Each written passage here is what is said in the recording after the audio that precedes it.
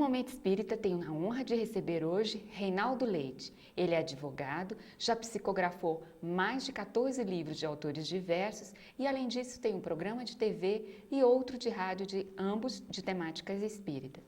Hoje nós vamos conversar com ele sobre progresso. Reinaldo, seja bem-vindo ao Momento Espírita. Inclusive os votos de paz e progresso para todo mundo. Inclusive para mim, né? Será bom. Reinaldo, a lei do progresso não é uma característica inexorável da evolução? Sem dúvida, né? Nós temos dito que quando Deus nos criou dando vida e inteligência, essa inteligência que começa embrionária, bem lá no fundo, e que vai avançando segundo as nossas próprias atitudes, através de um fenômeno chamado experiência, ele criou várias leis. E entre essas leis está a lei do progresso. No Espiritismo, nas questões 776 seguintes do Livro dos Espíritos, que é a obra basilar. Então, o progresso faz parte do ser humano. Ele tem o livre-arbítrio de estagnar, mas o que ele adquiriu, fica com ele. Depois ele se resolve progredir, progride e tudo mais.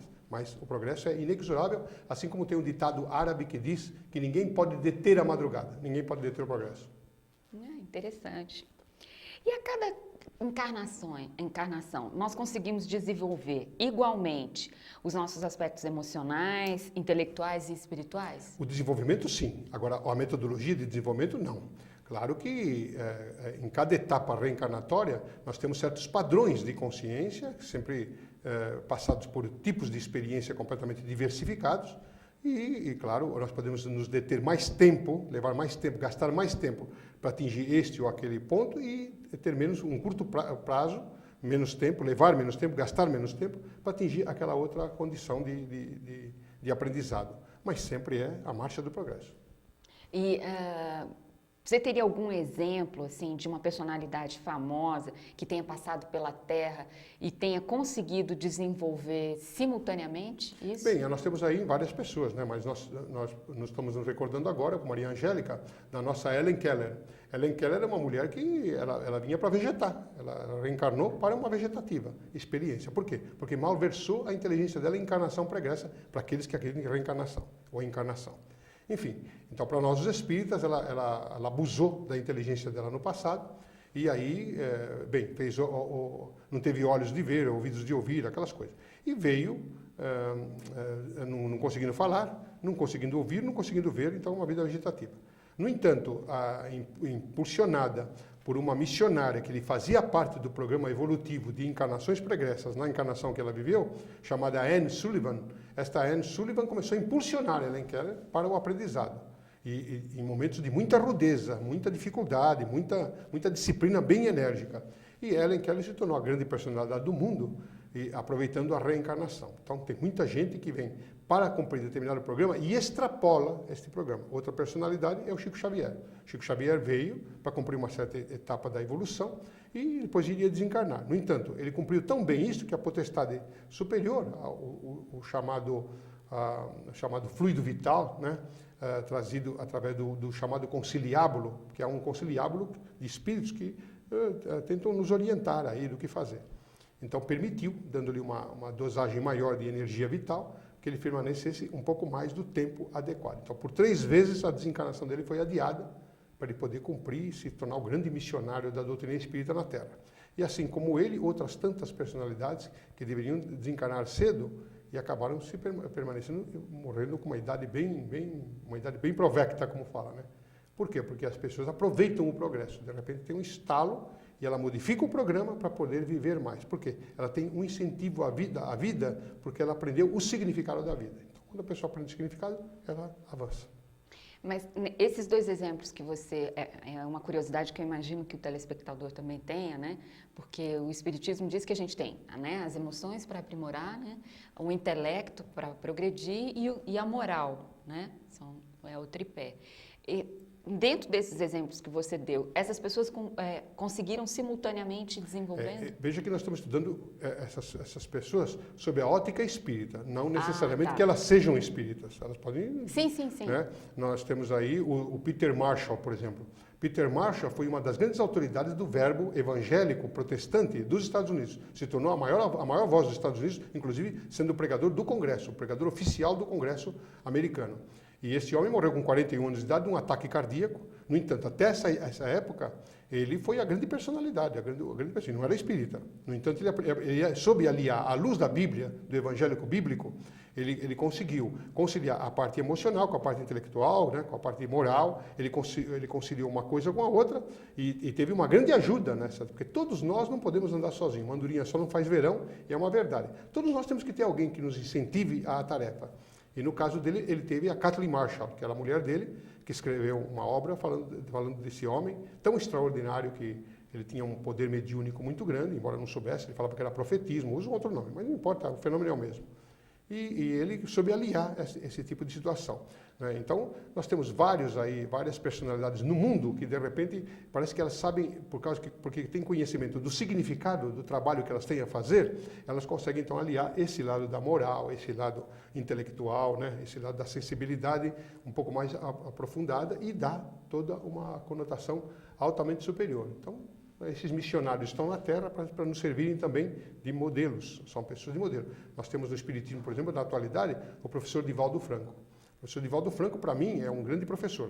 Aliás, nós somos muito amigos, uns amigos que não são íntimos, que não estamos todos juntos, porque ele tem uma tarefa imensa de pregação da doutrina espírita pelo mundo, e eu também tenho. Mas, então, vivemos em caminhos diferentes. Mas quando nos encontramos, não precisamos falar muito.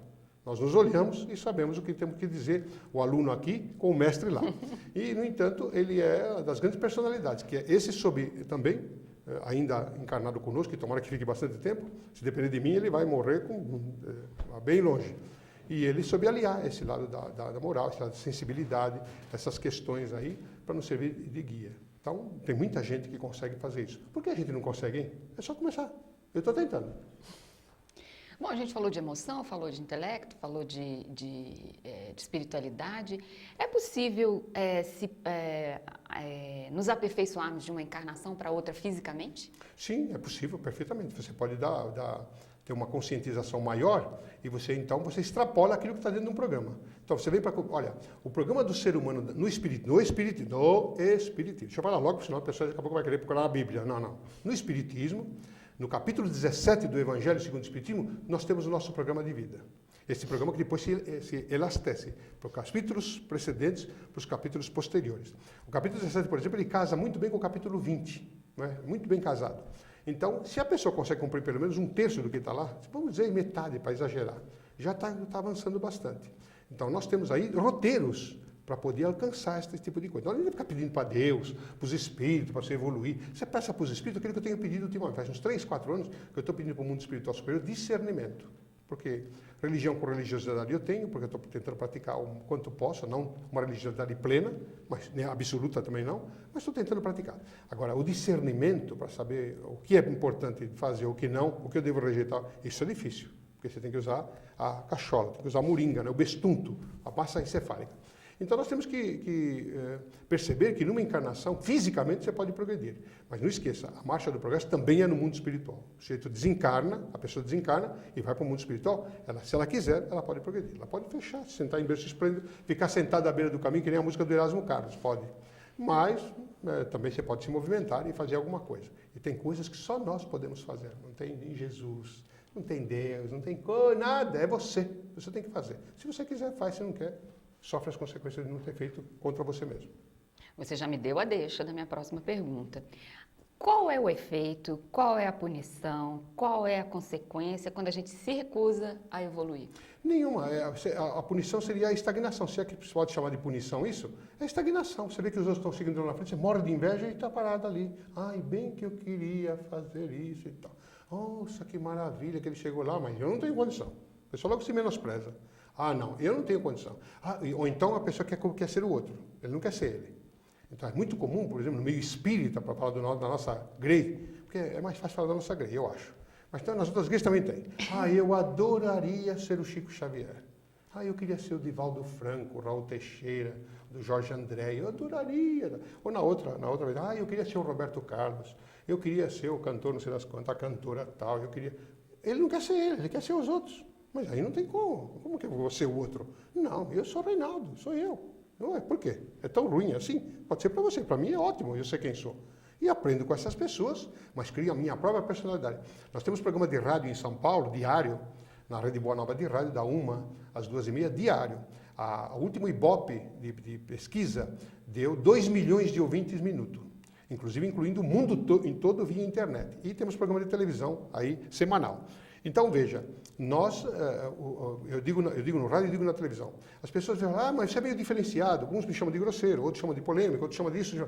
Mas o que essas pessoas estão querendo? Que eu seja igual aos outros que ela gosta de ouvir? Não, eu sou diferente.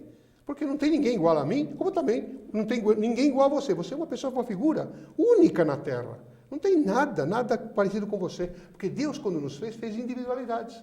Porque fez, eu não sei, mas ele vê que nem irmão gêmeo, quadrigêmeo, sextuplo, não é igual, não são iguais. Não tem isso. Pode ter sensações parecidas, como os irmãos Corsos, né, os irmãos Karamazov, das grandes novelas aí.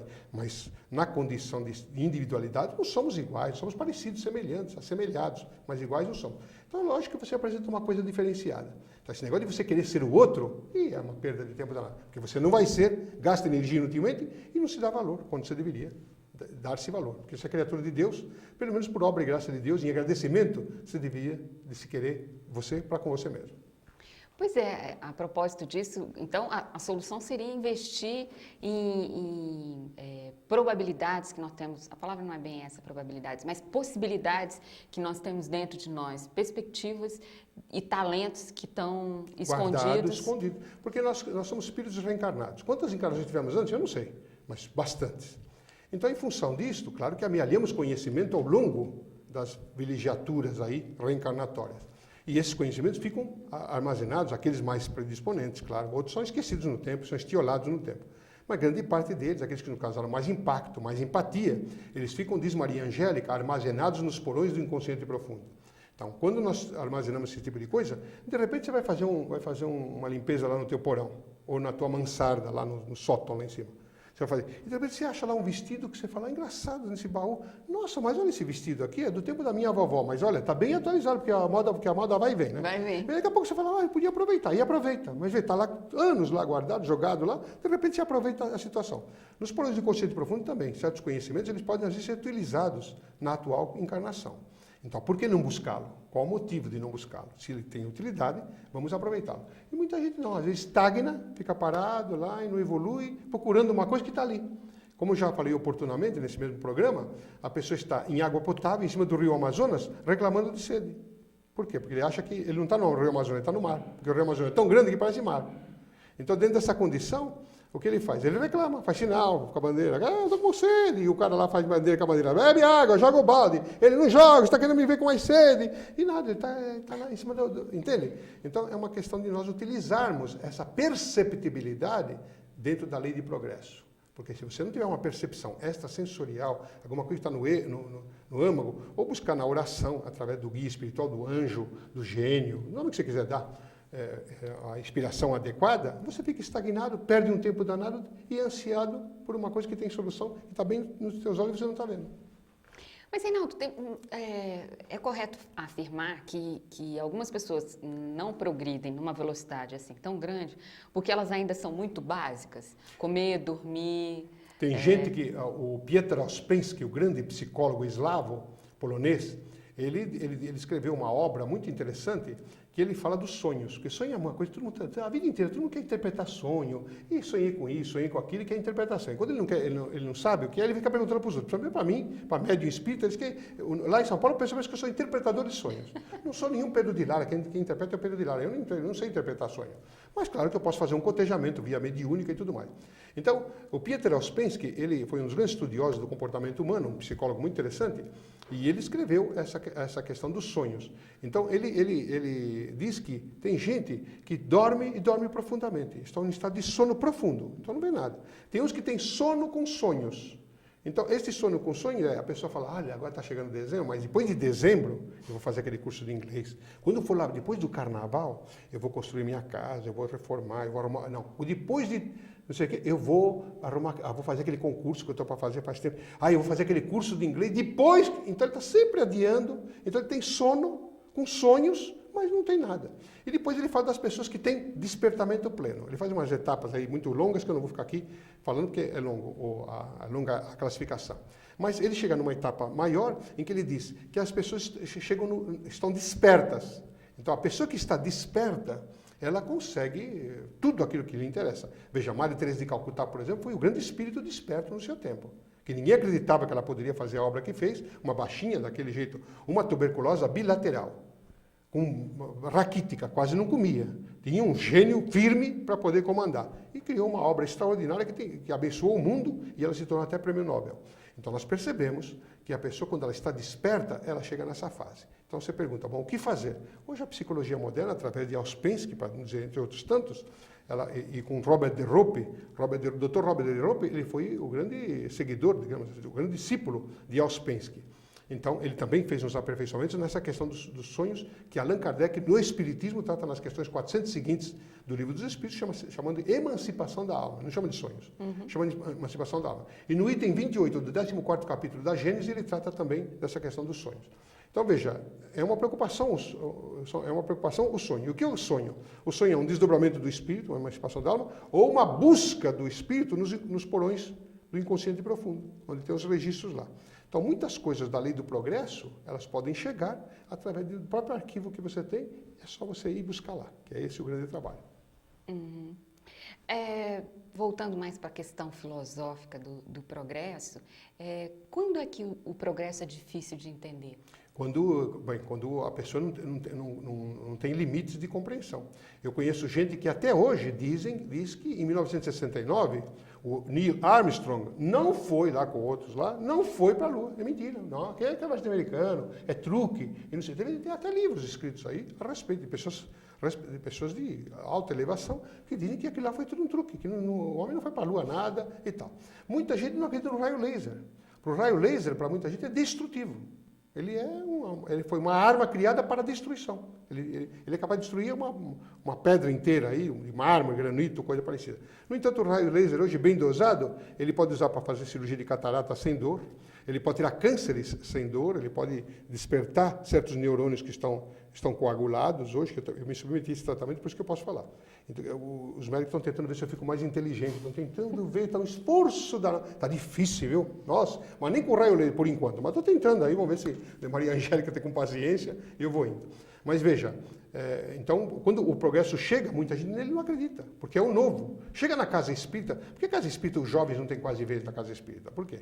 Por quê? Porque o velho dirige a casa espírita. E quando chega o jovem que quer trazer a juventude dele, o velho quer que ele seja velho e jovem. E quer que ele siga a orientação do anacrônico, que deveria ficar no lado dele. Mas não, isso não pode, aquilo não pode, tudo não pode.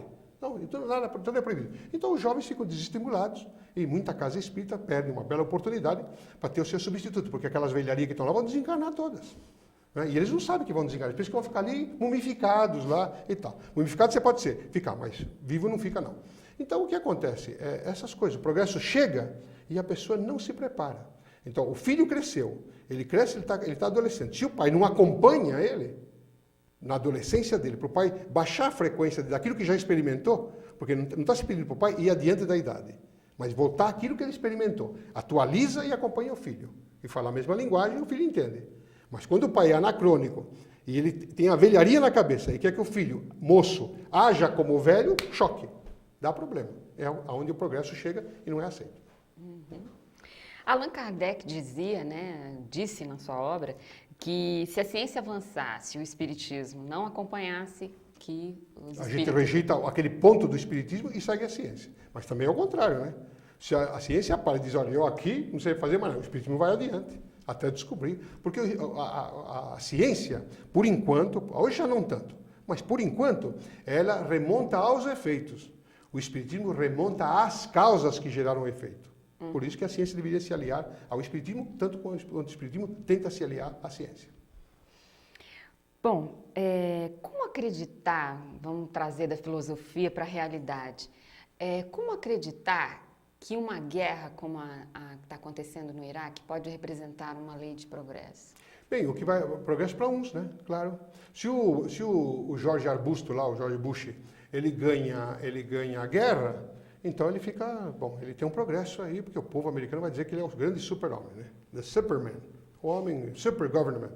Ele é o tal. Mas o progresso também vem para a fábrica de armas. As armas estão sendo vendidas à larga. Não estão ganhando dinheiro. O governo está ganhando com o progresso da venda de armas. Por quê? Está cobrando impostos. Porque o governo no mundo quer dinheiro do bolso da pessoa. Ele não quer te trazer progresso muito, ele te dá uma partezinha, o resto ele desvia. Que é o que é o grande problema do mundo, é dinheiro. Por quê? Para uns dá, para o outro não dá. Por que não se copia dos Estados Unidos aquilo que é bom? Uma economia sólida, que agora já não está tanto por causa da guerra, mas sempre foi mais ou menos sólida. Sabe, na França, do dinheiro nosso, no dinheiro real, sabe quanto é um salário mínimo? 4.000 reais. Se você ficar desempregado por um certo tempo, o governo te dá meio salário mínimo, que são 2.000 reais. Aí a pessoa fala, mas o custo de vida deles lá é alto, concordo. Mas o tipo de vida que eles levam também é altamente bom. Você vai para o Japão, é a mesma coisa, o salário mínimo é astronômico. Você vai no sanitário, por exemplo, para falar de uma coisa bem comum que todo mundo faz, porque não adianta ficar pudico, não, porque na hora de sentar no troninho, todo mundo senta. Então, o que acontece? Eu fui num deles lá, e você senta, tem uma máquina aqui, você aperta botão. Aperta o botão, ele te lava, ele te enxuga, ele te higieniza, ele faz tudo. Você sai de lá inteirinho, bonitinho, parece aquele talquinho pompom. Você sai gostosinho e tal. É o progresso. Então, o governo cobra altos impostos, mas devolve para o povo, que é coisa que não acontece aqui. Aqui devolve uma partezinha pequenininha, ainda briga. Ainda acha que é, não dá, vamos apertar o cinto. Eles não apertam, mas nós apertamos. Então, veja, essa coisa da lei do progresso, o que está se trabalhando hoje pela vida material, está ficando um pouco difícil fazer progresso. Está difícil, porque uns têm muito dinheiro, aqui no Brasil pelo menos, e poucos, e a maioria tem problema. Perguntaram uma vez para o Emílio Garastazu Médici, que foi o general, presidente da República, perguntou um repórter estrangeiro, perguntou em certa ocasião, presidente, como vai o povo brasileiro? Não, como vai o Brasil? Não como vai o povo brasileiro. Como vai o Brasil? Ele falou, o Brasil vai muito bem, o povo é que vai muito mal, porque o governo, e ele era o governo. Então é engraçado que o representante do governo ele vai na televisão, meus amigos, estou aqui, é o ministro não sei das quantas, é o deputado não sei do quê, ele é lá o representante. Aí ele fala, o governo, e ele é o governo. Eu fico bobo de ver que ele fala que naquela hora ele não é. Na hora da eleição ele é, depois ele não é, sabe? Então essas coisas é que não tem um progresso intelectual. Essas pessoas estão tecnicamente qualificadas para estar onde estão, mas psicologicamente não estão qualificadas para estar onde estão.